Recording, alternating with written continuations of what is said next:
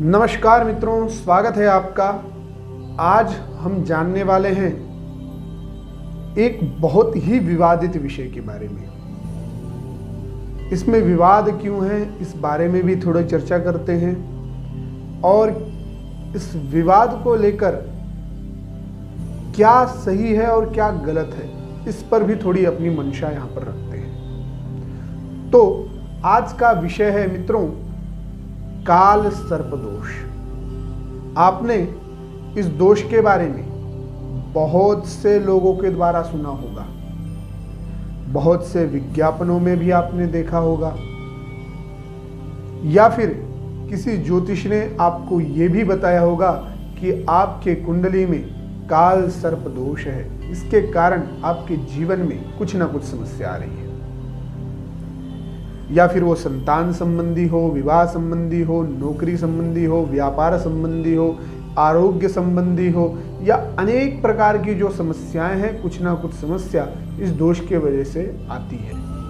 तो इसके बारे में तथ्य क्या है, इसका विवाद क्या है, इसमें झगड़ा क्या है, इस विषय पर भी हम थोड़ा सा प्रकाश डालते हैं। सबसे पहले जो पुराणिक ग्रंथ हैं, बहुत पुराने जो ग्रंथ हैं, उन ग्रंथों में देखने जाएं तो काल सर्प दोष ऐसा नाम कहीं पर भी प्राप्त नहीं होता है। किसी भी योग दोष को काल सर्प दोष ऐसा संबोधित नहीं किया गया है, चाहे वो राहु और केतु से बनने वाला हो या फिर किसी भी ग्रह के अंतराल या फिर विस्फोट से बनने वाला हो।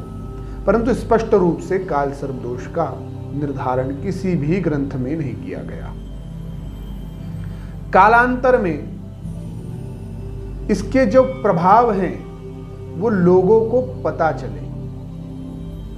बहुत सी विधियां, जो दोष हैं, जो शास्त्रों में वर्णित हैं, उन दोषों की पूजाएं, उनकी शांतियां, उनका यज्ञ हवन अनुष्ठान, ये सब कराने के बाद भी कार्य सफल नहीं हो रहा, कुछ ना कुछ दिक्कत आ ही रही है। तो ब्राह्मणों ने और ज्योतिषाचार्यों ने, जो ज्योतिष के अच्छे जानकार थे, उन्होंने एक खोज की जिसे हम रिसर्च संबोधित करते हैं। उसमें उन्हें पता चला कि अगर राहु और केतु के अंतराल में ग्रह फंसते हैं तो भी काल सर्प दोष माना जाता है। जैसे कि राहु के सिर के भाग पर कहीं कहीं पर संबोधित किया है काल का रूप है, और केतु के जो धड़ का भाग है उसे संबोधित किया है सर्प का रूप। तो काल सर्प जो नाम है वो राहु और केतु दोनों को मिलाकर बनता है। ऊपर का भाग राहु हो गया और नीचे का भाग केतु हो गया। स्वरभानु नाम के दैत्य की कहानी है, समुद्र मंथन से जुड़ी हुई, आप कहीं पर भागवत आदि में पढ़ सकते हैं। तो राहु और केतु ये दोनों काल सर्प दोष के कारक हैं। वैदिक पूजा पाठ में आप देखेंगे, जब शांति आदि कर्म करते हैं तो आप राहु के जो आधिदेवता और प्रत्याधिदेवता, इनके बारे में जब आप देखते हैं तो राहु और केतु के आधिदेवता डिफरेंट हैं, दोनों अलग अलग हैं। राहु के आधिदेवता हैं काल और सर्प, और केतु के आधिदेवता हैं चित्रगुप्त ब्रह्मा। ये दोनों अलग हैं। तो अगर किसी के कुंडली में राहु का दोष भी होता है तो राहु काल सर्प दोष इस प्रकार से भी इसे संबोधित किया जाता है। या फिर किसी में राहु और केतु दोनों को देखकर कुछ स्थिति खराब है, कुछ समस्याएं हैं, कुछ दोष उत्पन्न हो रहा है, तो इसको हम यहां पर राहु केतु काल सर्प दोष कहते हैं। क्योंकि राहु और केतु, ऊपर का भाग राहु जो है वो काल का और नीचे का भाग केतु सर्प का, इस प्रकार से दोनों का भी विवरण मिलता है।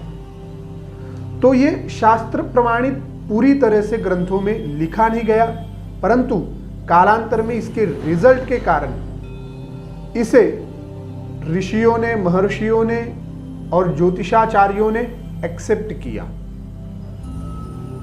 कोई समस्या बहुत गहन है, उसके उपाय के लिए कुछ ना कुछ उपाय करना होता है कि इस समस्या को दूर करने के लिए क्या किया जाए। तो बहुत से लोगों ने काल सर्प दोष की पूजा करवाई और जो समस्याएं चल रही थी वो समस्याएं दूर हो गई। इसके लिए आप प्रत्यक्ष अगर मुझसे मिलते हैं तो मैं और अच्छे से आपको समझा सकता हूं कि आपको मानना है कि नहीं मानना। ये आपकी मर्जी, चाहे मैं कितना भी समझाऊं वो भी आप ही डिसाइड करेंगे।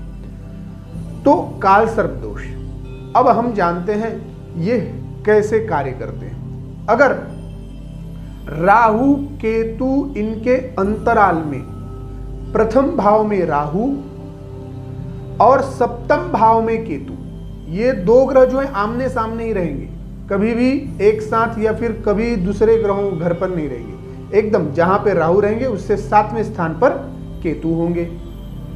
तो राहु केतु के अंतराल में जब ग्रह फंसते हैं, उनके बीच में आते हैं, तो ये काल सर्प दोष बनता है और काल सर्प दोष का हमारे ऊपर प्रभाव पड़ता है। अब ये बनता कब नहीं है, यानी इसका रिजल्ट हमें बुरा कब नहीं मिलता है, जब अनेक ग्रह तो यहां उसके अंदर फंसे हुए हैं परंतु सिर्फ चंद्र भी बाहर है, तो भी राहु काल सर्प दोष का प्रभाव हमारे जीवन में उतना प्रभावशाली नहीं होता, उतना बुरा कार्य नहीं करता। समस्या आती है परंतु बहुत जल्दी खत्म हो जाती है। तो राहु गुरु जैसे अच्छे ग्रह अगर उस काल सर्प दोष से दूर हैं तो हमें काल सर्प दोष ज्यादा प्रभावित नहीं करता। अब काल सर्प दोष टोटल देखने जाएं तो मुख्य 12 है।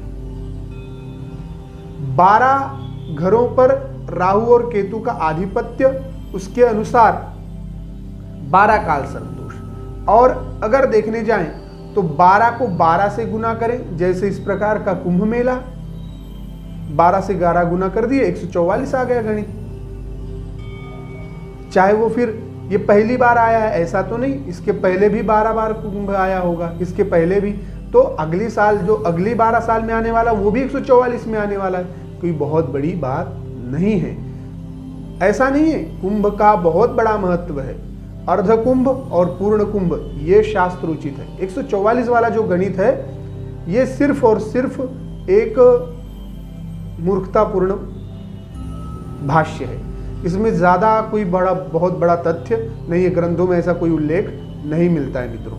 144 का कोई गणित समझ में नहीं आता, क्योंकि 185 में कुंभ आया था, वहां से आप गणित कीजिए, करीब करीब 184-85 में आया था, तो आप देखेंगे कि यह कुंभ जो है 143 साल में ही आ गया है।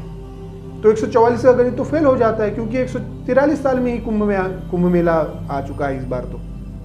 तो ये तो ग्रहों की स्थिति पर डिपेंड करता है, इसका ज्यादा तथ्य नहीं है।